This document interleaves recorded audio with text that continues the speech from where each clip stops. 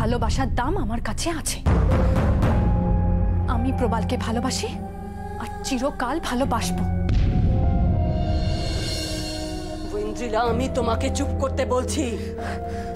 না, আমি চুপ করব না, আর তোমরা কেউ আমাকে আটকাতেও পারবে না, কেউ না।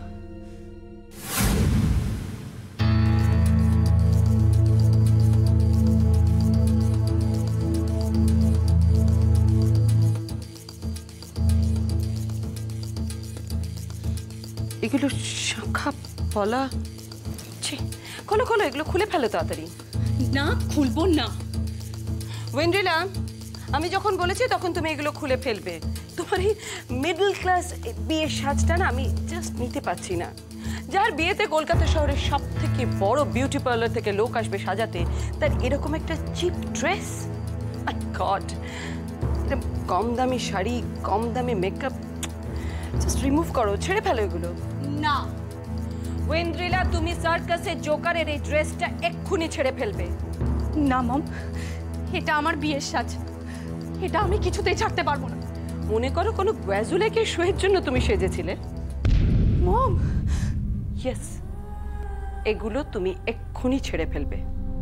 না, আমি এগুলো খুলতে পারবো না, কিছুতেই না। কিন্তু আমি পারবো ঐন্দ্রিলা।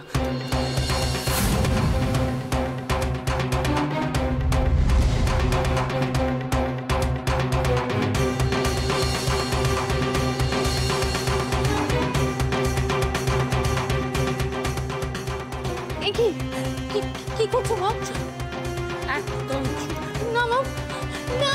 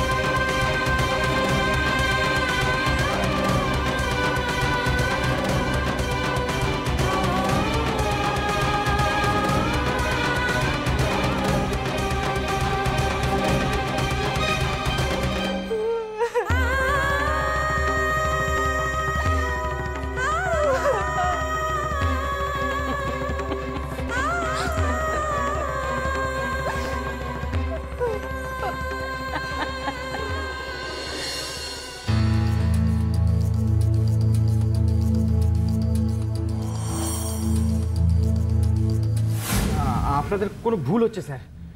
আমরা পুলিশ, ক্রিমিনাল চিন্তা আমাদের ভুল হয় না। ভুল হচ্ছে স্যার, বিশ্বাস করুন। আমি ক্রিমিনাল নই, আমি ইঞ্জিনিয়ার, টেক্সটাইল ইঞ্জিনিয়ার। অল্প কয়েকদিনের মধ্যে আমার বিদেশ যাওয়ার কথা। বিদেশ? তুমি বিদেশ যাবে? পুজোর আবার চিত হয়ে শোয়ার শখ? না না স্যার, সত্যি আমার বিদেশ যাওয়ার কথা। এই মেলা ফ্যাচ ফ্যাচ করো না তো, যখন বিদেশ যাবে তখন দেখা যাবে। এখন কয়েকদিন লকআপে থাকো। পারবো না স্যার, দেখুন এক রাত যদি লকআপে থাকি, পুলিশ রিপোর্ট যদি একবার হয়ে যায়, আমার কেরিয়ার স্যার নষ্ট হয়ে যাবে স্যার। কেরিয়ার? তুই এখনো কেরিয়ার নিয়ে ভাবছিস? তোর প্রাণটাই নষ্ট হয়ে যায় কিনা তার ঠিক নেই। কেরিয়ার, মরবি না বাঁচবি তারই ঠিক নেই, আবার কেরিয়ার।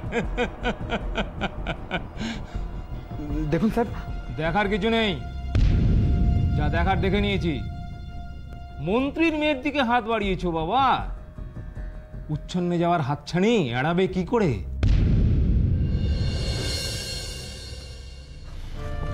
প্লিজ আপনি কাঁদবেন না, প্লিজ একটু শান্ত হয়ে বসুন, দেখুন সব ঠিক হয়ে যাবে। আমি শান্ত হয়ে বসতে পারবো না রূপম, আমার বাবা থানায় আছে, পুলিশ ওর সাথে কি করছে আর না করছে ভাবলেই আমার হাত পা ঠান্ডা হয়ে যাচ্ছে। আচ্ছা, পুলিশ কি এমন করতে পারে সুরামপুরের সঙ্গে?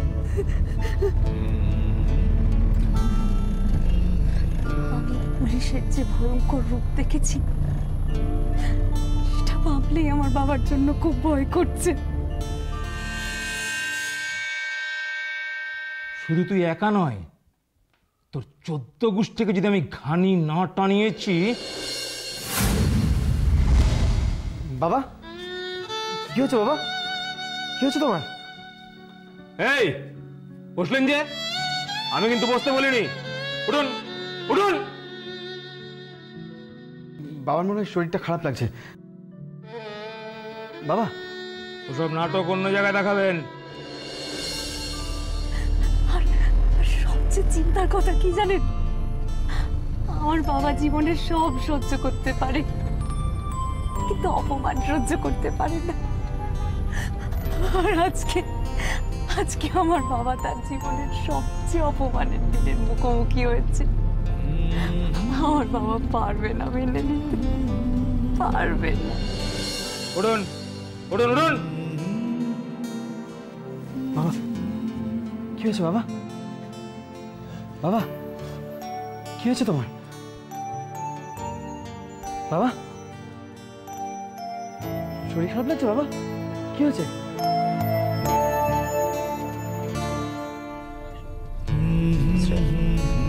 দেখুন, আমি আপনাকে কথা দিচ্ছি, আপনি নিশ্চিন্তে থাকুন, কিচ্ছু হবে না।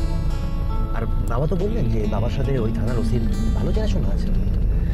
যদি বাবা একবার ফোন করে দেয়, আমার মনে হয় না ওরা শুভ্র আঙ্কেলকে আটকে রাখতে পারবে। আপনি আপনি ঠিক বলছেন রূপম। হ্যাঁ, কি রূপম, আপনি ঠিক বলছেন তো? আপনি আমার উপর বিশ্বাস রাখুন, আমি সবসময় আপনার সাথে আছি।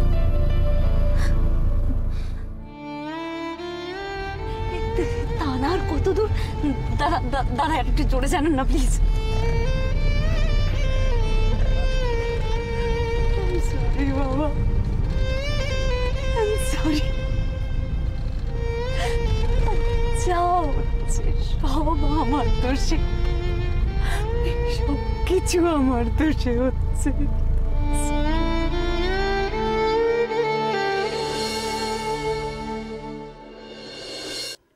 নাম নাম কি আপনার?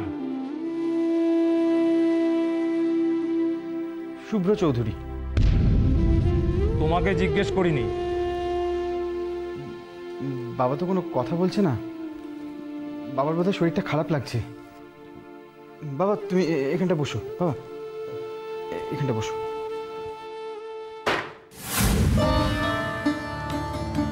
এই কি হচ্ছে? আমি কি বসার পারমিশন দিয়েছি? না, বাবার শরীরটা। আসামি আসামির মতো থাকবে। সরি স্যার, দোষ প্রমাণ না হওয়া পর্যন্ত কাউকে আসামি বলা যায় না। চুপ রাও। যত বড় মুখ নয় তত বড় কথা। এখন যে এখানেই তোমাদের কতদিন থাকতে হবে তা কে জানে? মন্ত্রীর মেয়ের সঙ্গে প্রেম করা? এখানে তোর এমন যত্ন হবে যে তুই কোনো মেয়ের দিকে তাকানো তো দূরের কথা, নিজের বোনের দিকে তাকাতে ভয় পাবি। আপনি এসব কি বলছেন? আচ্ছা, আমি একটা ফোন করতে পারি? না, পারো না। প্লিজ স্যার, জাস্ট একটা ফোন করতে দিন। কাকে ফোন করবে? বাড়িতে? না, রুদ্র আঙ্কেলকে। কাকে? ইন্ডাস্ট্রিয়ালিস্ট রুদ্রনাথ মিত্রকে ফোন করব। চেনেন না? হ্যাঁ, সে তো চিনি, কিন্তু তোমাদের কে হয়? আমার বাবার বন্ধু। ও বাবা, তাই নাকি? আমি একটা ফোন করছি। হ্যাঁ, এই তোর সাহস তো কম নয়। ওসব কোনো আঙ্কেল ফাঙ্কেল তোমাদের বাঁচাতে পারবে না বাবা। এই কনস্টেবল, এই মাল দুটোকে নিয়ে গিয়ে লকআপে ঢোকাও। না স্যার।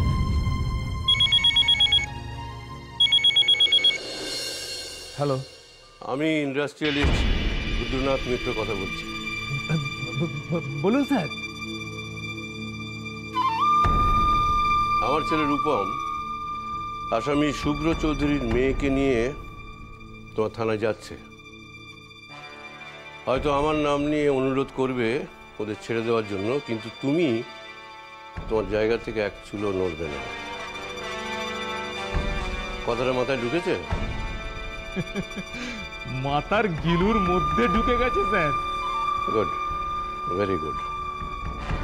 তাহলে যেরকম বললাম সেরকমই করবে। আর যদি তোমার কিছু প্রয়োজন থাকে আমাকে ফোন করতে ভুলো না। Thank you sir.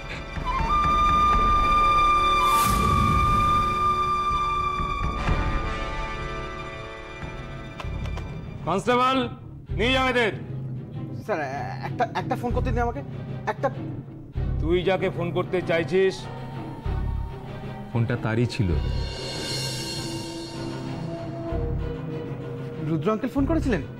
কি বললেন উনি? কিছুই বললেন না, বুঝে গেছেন যে তোমাদের এখান থেকে বাঁচানো সম্ভব নয়।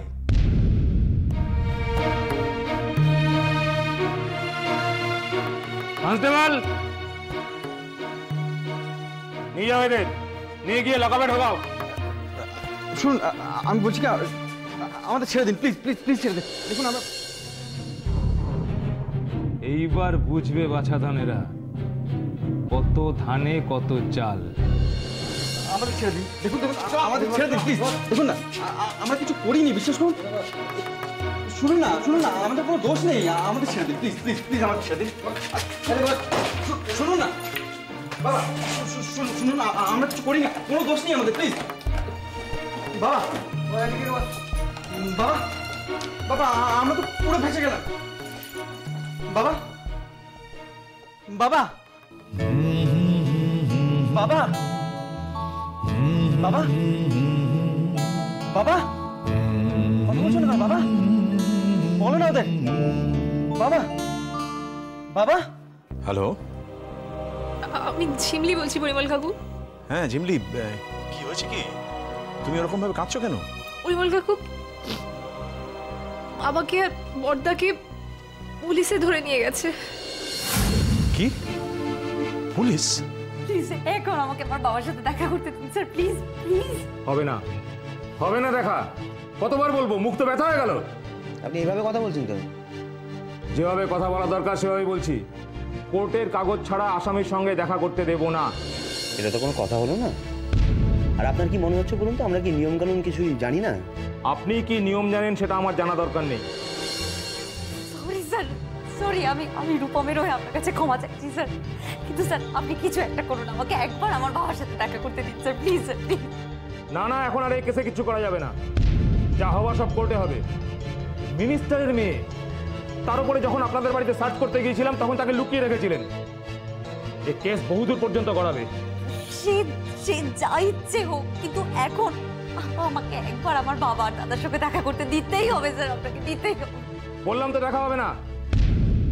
যখন বাড়িতে সার্চ করতে গিয়েছিলাম তখন মিথ্যা কথা বলার সময় মনে ছিল না? সরি স্যার, আমার ভুল হয়ে গেছে, আমার খুব ভুল হয়ে গেছে sir.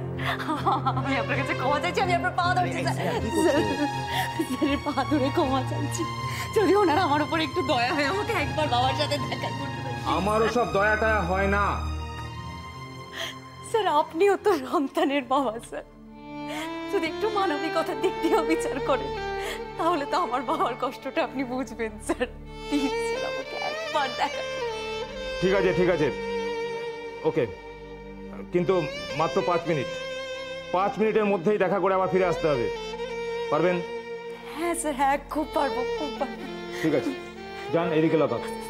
Thank you sir, thank you.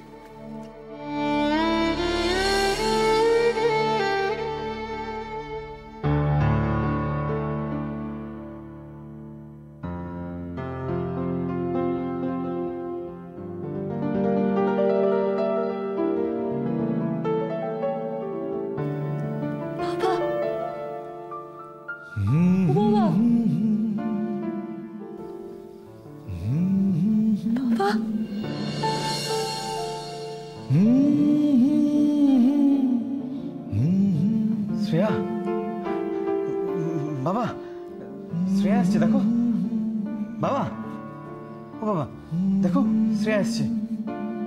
কথা বলো বাবা।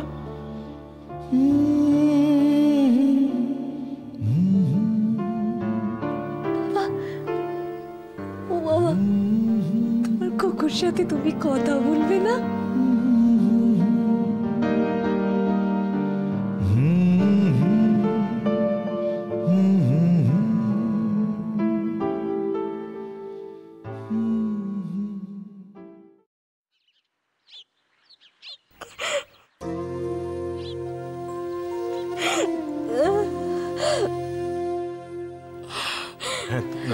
তারপর তারপর পুলিশ এসে বাবাকে আর দাদাকে অ্যারেস্ট করে নিয়ে চলে গেল। মাত্র দুদিনের মধ্যে এরকম এত কিছু ঘটে গেল? না না না না, আমি জাস্ট ভাবতেই পারছি না। আমি কিচ্ছু বুঝতে পারছি না দাদা, আমার মাথা কাজ করছে না। আপনি কিছু একটা করুন। আপনার বন্ধুর শরীর ভালো না, হাই প্রেশারের রোগী। ওর এত ধকল সহ্য হবে না, এত মানসিক চাপ নিতে পারবে না। না না, আমি যা করার করছি বৌঠান, আপনি একটু শান্ত হন। আমি আচ্ছা, রুদ্রদার কাছে গেলে কোনো সাহায্য পাওয়া যেতে পারে না? না,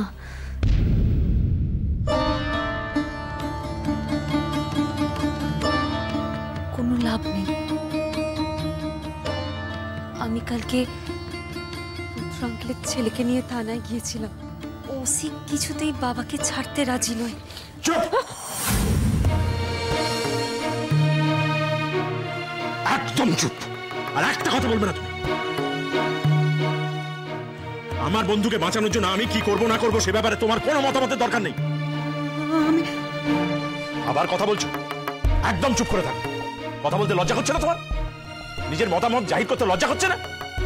ওই মন্ত্রীর মেয়েকে বাড়িতে এনে রাখা, সেটা তো তোমারই মতামত ছিল। খুব ভালো মতামত, তাই না? একবারে সবাইকে তো ডুবিয়ে ছাড়লে। কি ভাবো তুমি নিজেকে? সব জানতাম। হ্যাঁ, যারটা খাচ্ছ, যারটা পড়ছো তারই। কেন কেন কেন থাকবে বৌঠান? দেখেছেন আপনাদের ভালোবাসা পেয়ে কিরকম মাথায় উঠে গেছে? না না, আমি জানতাম, আমি ঠিক জানতাম এইরকম একটা কিছু একদিন না একদিন হবেই। ও জন্মেই একজনকে শেষ করেছে।